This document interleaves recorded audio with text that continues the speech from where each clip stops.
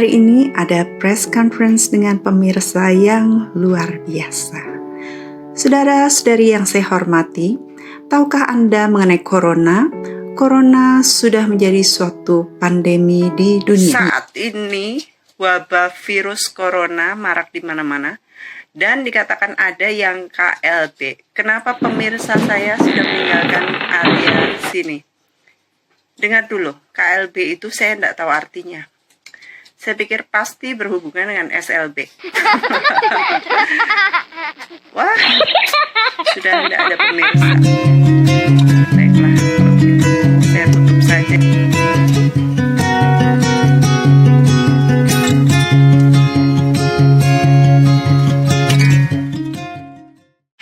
Halo saudara, bersama dengan saya lagi Magdalene Kamocho. How are you today? Saya berdoa kiranya saudara semuanya dalam keadaan baik, sehat walafiat, dilindungi oleh Tuhan dimanapun saudara berada saat ini. Saat dunia gentar, saya tahu saudara banyak berdoa, ada dalam lindungan yang maha tinggi, maka saudara dihindarkan dari semua wabah, penyakit, virus-virus, bakteri-bakteri yang bisa tertular dan berterbangan di mana-mana di malam atau di siang hari. Sebagai host saudara, saya tentunya bertanggung jawab untuk mendoakan saudara setiap hari. Jadi di dalam doa-doa saya, saudara sebagai subscribers, saya juga mendoakan saudara. Saudara nggak perlu subscribe, it's okay. Kalau saudara belum subscribe, you don't need to subscribe. You don't need to be forced. You don't need to feel obligated to subscribe. It's okay. Saudara, saya ingin mengajarkan kepada saudara mengenai bagaimana kita harus murni di hadapan Tuhan saat kita melayani. Untuk itu saya berjuang berpuluh-puluh tahun, saudara, untuk melayani dengan kemurnian hati. Saya melayani tidak karena saya membutuhkan uang, tidak karena saya ngejar target, tidak karena saya cari untung, tidak karena saya kejar PK, tidak karena saya mengingininya, tetapi karena sungguh-sungguh saya taat kepada Tuhan dan di dalam kemurnian. Jikalau saya cek dalam hati ada keinginan untuk mendapatkan uang atau apa, saya langsung serahkan kembali kepada mereka-mereka yang memberikan kepada saya. Dan banyak kali saya digerakkan Tuhan untuk mengembalikan persembahan itu kepada mereka-mereka yang mengundang saya. Tapi tidak semuanya saya juga terima mereka-mereka yang ingin menabur kepada saya karena saya tahu bahwa mereka murni juga memberikannya dan supaya mereka berbuah-buah. Justru di dalam pemberian mereka, mereka itu menabur, mereka akan berbuah-buah kebaikan. Nah, di dalam pelayanan yang sudah belasan tahun ini, ya saya sungguh-sungguh jaga hati. Saya mau murni hanya di hadapan Tuhan. Saya tidak mau takut kepada manusia, malu kepada manusia, atau agar dinilai baik oleh manusia dan sebagainya, tetapi saya kemudian secara tidak murni melakukan hal-hal yang memalukan di hadapan Tuhan atau di alam roh. Nah, saya belajar, saudara, sudah bertahun-tahun. Sejak awal saya nulis buku Berhasil Karena Iman, dan itu pun disuruh oleh Tuhan. Saya nggak nyuruh-nyuruh diri saya sendiri, saya butuh nulis buku karena saya harus membukukan kisah saya. No, itu jauh dari pikiran saya sama sekali. Saya nulis buku hanya karena Tuhan suruh. Dan baru saya berani nulis. Karena kalau nggak gitu, maka percuma aja. Tidak hanya percuma, tetapi saya bisa berhadapan dengan Tuhan dan saya bisa dihakimi, saudara. Karena saya melakukan kehendak saya sendiri. Itu yang paling saya takutkan dan paling saya jaga di dalam pengiringan saya kepada Tuhan. Jadi tidak semerta-merta karena saya mungkin bisa nulis, karena saya menulis tesis master saya dan saya nulis disertasi doktoral saya, kemudian saya bisa nulis. No, saya tidak melakukan hal itu karena Tuhan suruh. That's it. Nah, pada waktu saya nulis buku, saudara, saya pikir, loh kok cuman gini aja ya isinya. Nanti gimana dong, saya diketawain para teolog gitu. Jadi saya coba tambahin bumbu. Saya lupa lah bumbunya apa waktu itu. Pokoknya saya berusaha untuk sedemikian rupa saya kasih micin. Tapi yang terjadi adalah suatu hari waktu itu mau masuk percetakan, Roh Kudus tegur saya begini, hati-hati dengan apa yang saya tidak suruh kamu tulis. Hati-hati jikalau kamu menulisnya tidak dalam kemurnian. Hati-hati jikalau kamu hanya ingin mendapatkan aplaus dari manusia. Saya langsung bertobat, saudara. Saya tarik buku itu dan saya hapus. Itu banyak sekali yang saya hapus. Dan akhirnya bukunya cuman begitu. Ya. Dan saya bilang, duh Tuhan, nah bukunya tinggal kerangka seperti ini. Gak ada micinnya. Gimana dong? Akhirnya sudahlah, saya cetak buku itu dan saya malu sekali, saudara. Saya rasanya kalau bisa ngumpet gitu ya. Dalam 3 bulan buku itu ludes, saya harus cetak lagi. Dan kesaksian demi kesaksian banyak sekali bikin saya nganga. Begitu? Really? Iya, sampai beberapa orang itu beli banyak sekali, dikasih ke orang-orang lain karena dia bilang ini buku ini kayak obat segala penyakit gitu. Mereka punya problem apa aja, kasih buku ini menjadi jawaban buat mereka. Wow, dan buku itu menginjili sendiri gitu. Wah, saya heran, banyak kesaksian-kesaksian pembaca yang cerita kepada saya bagaimana akhirnya mereka itu disembuhkan, mereka naik imannya, ada yang bisa pergi ke Jerman, ada yang ke Jepang, dan mereka mendapatkan iman, mendapatkan visa yang luar biasa berkat buku Berhasil Karena Iman yang buat saya cuman kerangka ecek-ecek, gak ada micinnya. Itu kalau kita berjalan di dalam kemurnian, saudara. Dan terus saya menjaga hati saya, bahkan di dalam pelayanan saya terus ngikutin tracknya Roh Kudus. Kalau nggak Roh Kudus yang suruh saya, I will never do it. Saya menjaga hati saya sedemikian rupa. Saya nggak bangun dinasti, saya nggak bangun tahta, saya hampir nggak punya apa-apa. Suatu hari kami kayak butuh tempat gitu ya, pelatihan. Dan tempat kami waktu itu kami masih sewa dan kami diresolusi oleh masyarakat. Dan kemudian saya rindu punya tempat gitu. Sampai suatu kali itu saya nangis sama Tuhan. Saya bilang gini, Tuhan, gembala-gembala itu kan mereka kan punya jemaat ya, mereka mendapatkan persembahan gitu yang rutin, tetapi saya kan enggak. Tuhan enggak panggil saya untuk itu, dan saya enggak ngiri sama sekali karena saya tidak terpanggil sampai saat ini ya. Saya enggak bisa nutup kemungkinan bahwa suatu hari kalau Tuhan panggil saya untuk jadi gembala, well, I don't want it. Secara jasmani saya enggak mau itu karena saya enggak merasa itu panggilan saya. Lalu pada saat saya ngomong gitu, saya nangis gitu. Tuhan, seandainya kami punya gedung sendiri ya, dan kayak mereka yang punya jemaat, mereka kan punya pemasukan yang lancar, mereka kan bisa cicil tanah, beli tanah dan sebagainya, sedangkan kami enggak. Tetapi saya bersyukur, saudara, melewati iman, perjalanan iman, Tuhan bawa dari iman kepada iman. Tuhan kuatin hati saya, Tuhan naikkan iman saya, dan saya bersyukur dengan apa yang ada, apa yang belum ada. It's alright. Dan saya sangat bersyukur, saudara, di dalam hati saya pada waktu saya pelayanan, saya tahu banget itu Tuhan ada beserta dengan saya. Itu gak bisa dipungkiri. Saya selama ini terbatas ya. Saya tidak bilang bahwa saya ini membatasi diri saya, tidak. Tetapi saya ini nggak cari-cari pelayanan, saudara.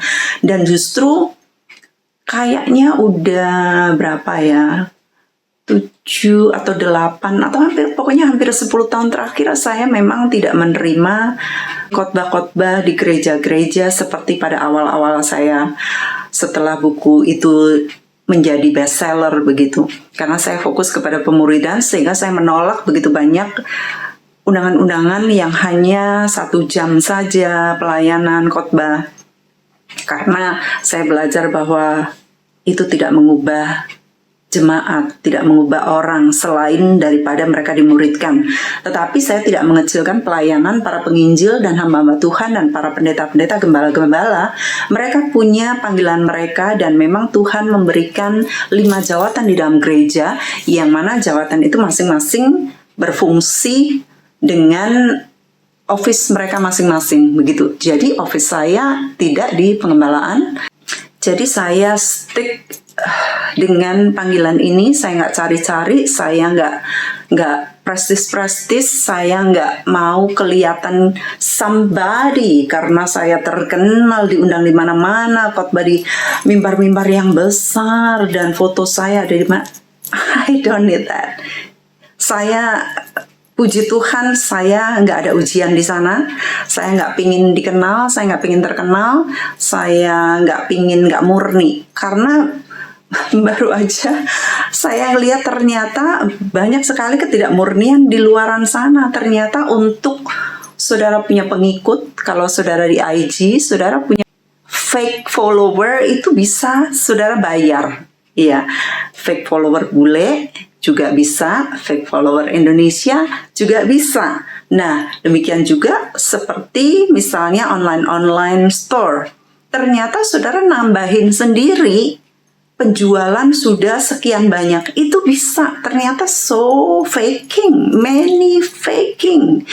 many fakes di luaran sana. Jadi misalnya pemirsa saudara mau tambahin, saudara mau bayar beli, itu ternyata bisa. Oh my goodness, I don't need that. Saya nggak mau hidup dalam ketidakmurnian, membohongi orang di luaran sana seolah saya somebody. I don't need that. Saya ingat satu kisah yang pernah saya dengar mengenai seseorang, yaitu dia orang Afrika dibawa ke neraka sama Tuhan. Orangnya masih hidup ya, tetapi dia dibawa ke sorga, kemudian dibawa ke neraka. Nah, orang ini bilang, Tuhan jangan bawa saya ke neraka, saya nggak mau lihat seperti ini, saya nggak mau Tuhan.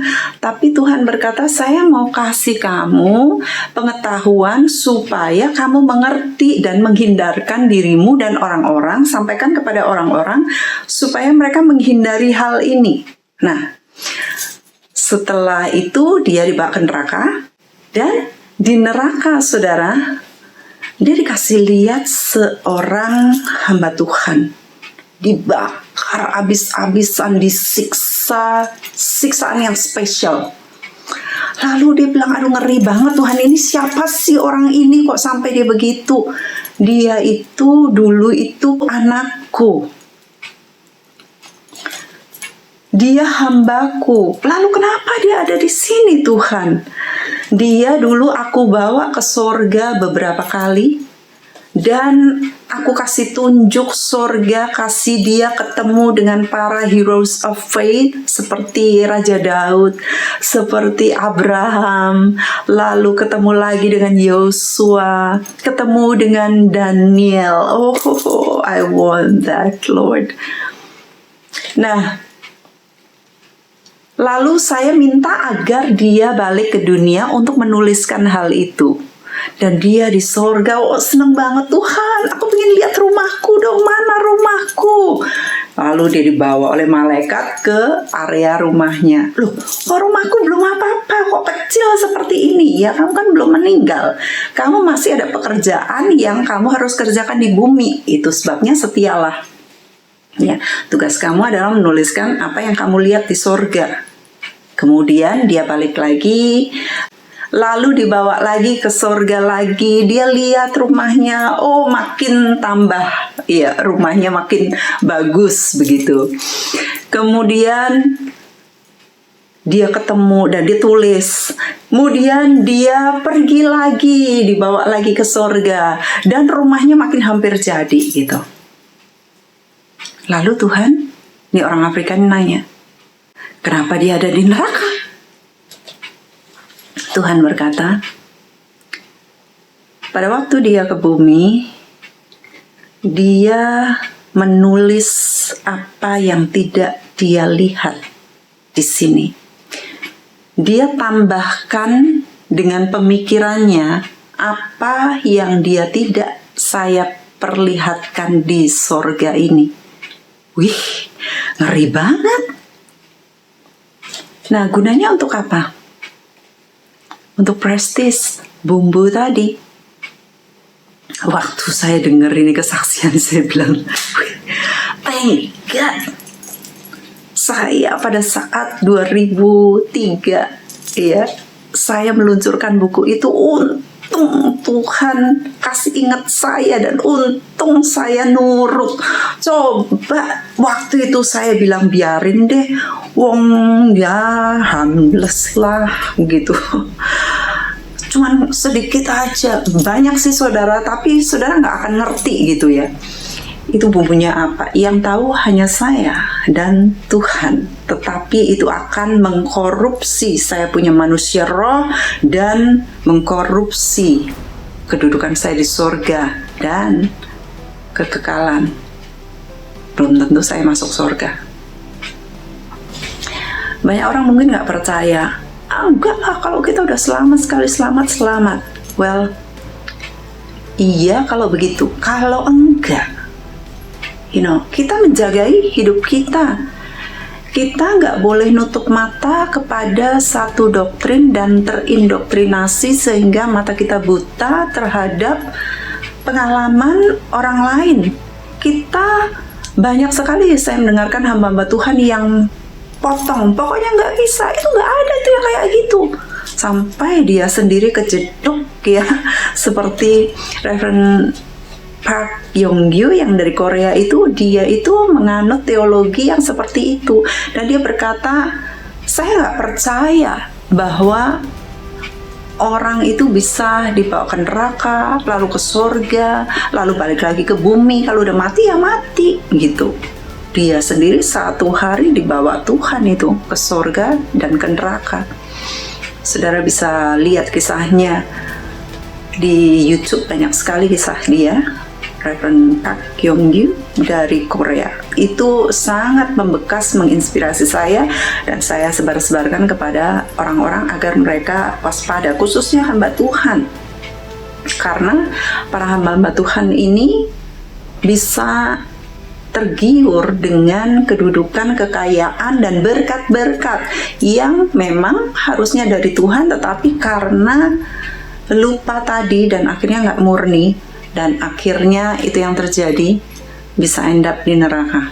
Tetapi thank God dia mati dan Tuhan hidupkan kembali dan ada kesempatan. Kalau nggak ada kesempatan, sebenarnya bukan nggak ada kesempatan, ada kesempatan. Seperti saya waktu diingatkan Roh Kudus, hey, be careful dengan apa yang kamu tulis yang bukan menjadi suatu kejadian yang sebenarnya.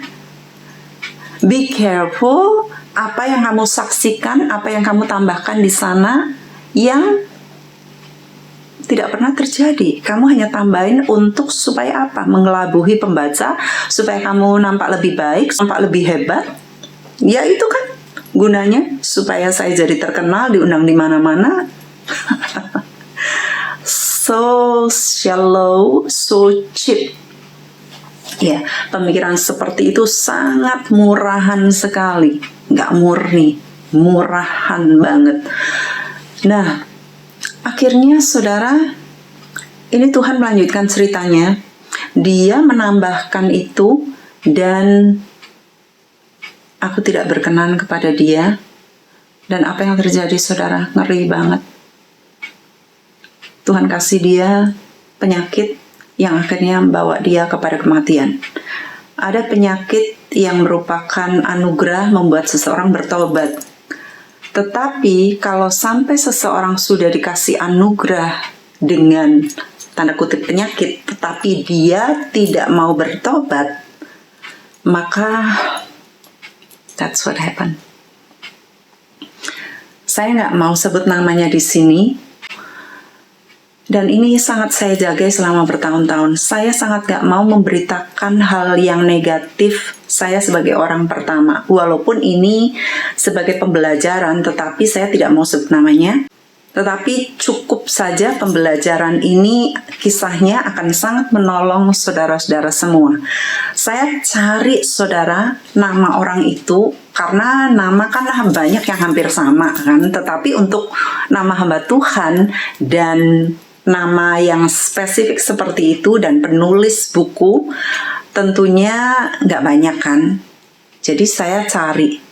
Dan waktu saya cari, saya ketemu saudara, ada itu orangnya, dan dia nulis buku, ya, nggak terkenal saudara. Mungkin di Indonesia nggak terkenal, mungkin di negaranya terkenal, I don't know. Tetapi nggak segitu terkenal seperti Heaven is so real, ya, To Thomas itu kan terkenal. Tetapi yang ini beda lagi, dan saya nggak pernah dengar sebelumnya. Saya search dan saya dapat itu tulisannya. Saya coba baca tulisannya tentang pertemuan dia dengan beberapa tokoh di sorga dan sebagainya. Dan saudara, saya coba cari mana ini micinnya. Kecampur saudara, saya masih belum bisa nemuin micinnya nih yang mana gitu. Mungkin saya harus baca pelan-pelan karena waktu itu saya buru-buru bacanya, jadi saya masih belum ngerti. Nah, nampaknya semuanya bagus gitu. Memang keadaan surga yang dia gambarkan tuh luar biasa banget gitu ya. Mungkin oleh tulisannya ini laku keras, dia mendapatkan uang, dan ternyata matinya mengenaskan sekali. Dia mendapatkan penyakit yang sangat-sangat parah sampai bertahun-tahun. Saya berpikir kalau seorang sampai sudah ketemu dengan Tuhan, sudah dibawa ke sorga, melihat keindahan sorga, seharusnya nggak ada yang diinginin di dunia dong, ya. Tetapi kenapa sampai hati bisa tergerogoti sedemikian rupa, sampai Tuhan kasih kesempatan ada di ranjang orang sakit bertahun-tahun, kenapa itu pun tidak bertobat? We don't know. Kalau orang yang sehat jiwanya, kalau seseorang yang sadar, saudara, bahwa ini rebuke from the Lord, this is grace actually, dia akan bertobat. Tuhan ampuni saya. Dia akan cabut, walaupun harganya semahal apa, dia harusnya cabut, bertobat, minta pengampunan kepada Tuhan, dan dia nulis buku ulang, tulis yang benar, dan kasih kepada orang-orang, cabut. That's really hard to do. Tetapi daripada masuk neraka selama-lamanya, terbakar dan disiksa kekal, ini hal yang perlu kita pikirkan secara mendalam. Anak-anak Tuhan yang di dalam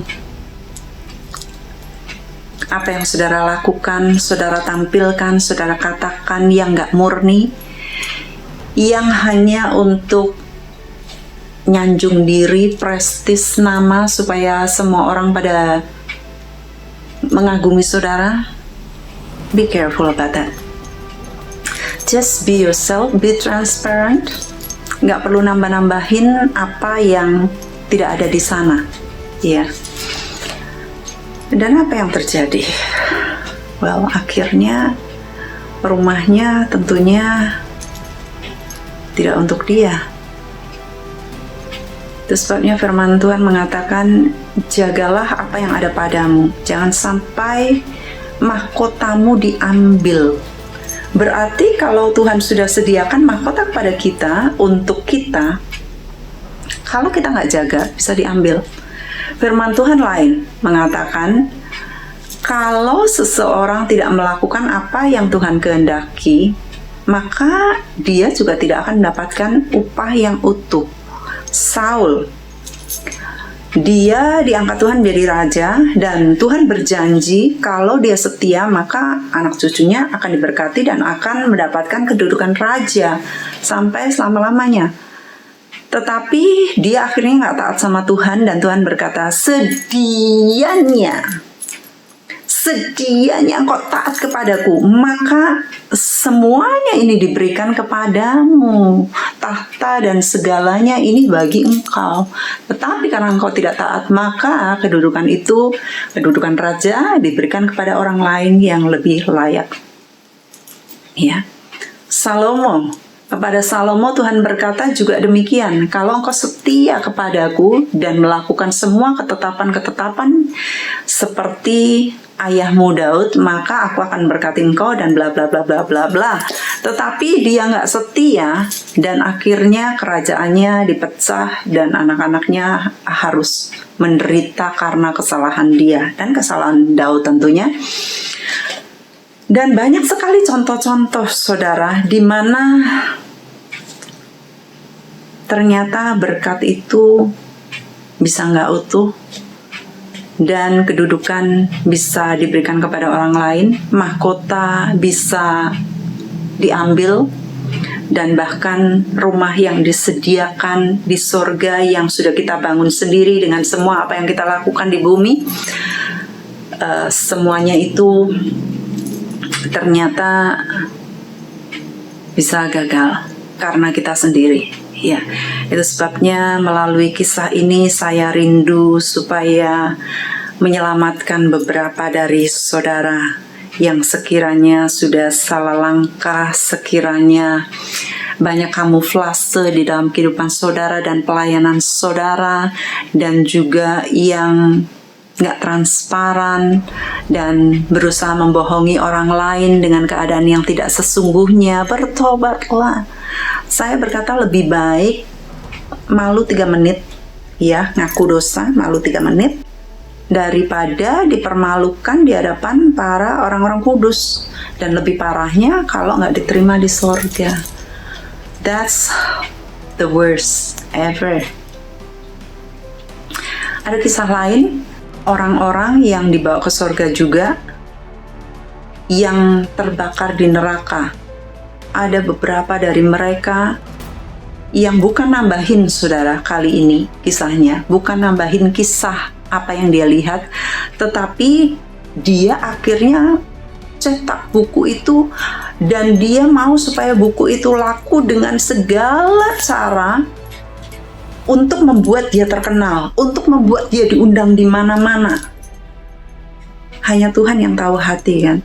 Kita nggak ngerti, tipis banget bedanya antara benar-benar Tuhan nggak sih yang suruh, atau itu kemauan kamu sendiri. Kamu pingin agar kaya, kamu pingin membeli apapun dari keuntungan pekerjaan Tuhan.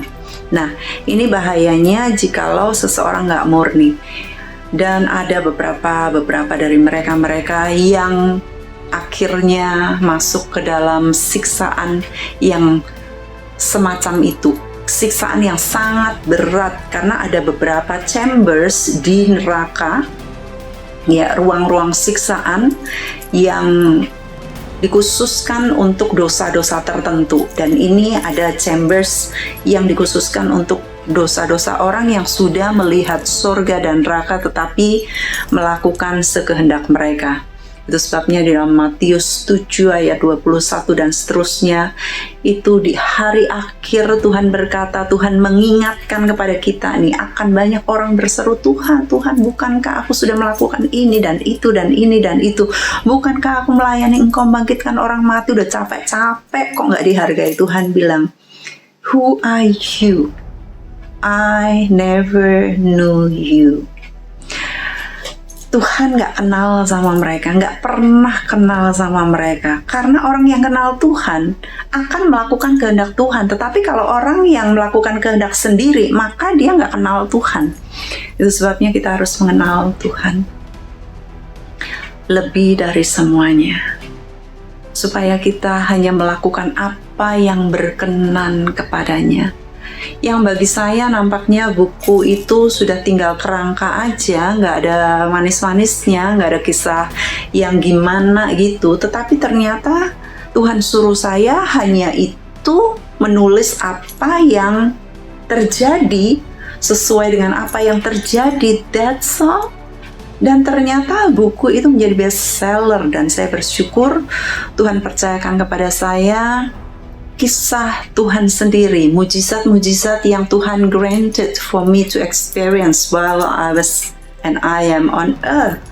Dan dengan itu saya mengucap syukur kepada Tuhan dan kepada Roh Kudus yang menyelamatkan saya dari siksaan yang mengerikan seperti orang-orang ini yang dipercaya kepada Tuhan.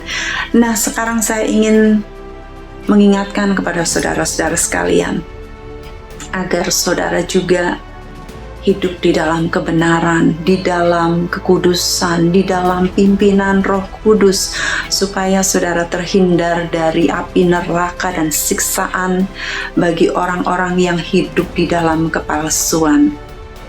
My love is for you and my prayer for you, for all the viewers all over the world. God bless you all.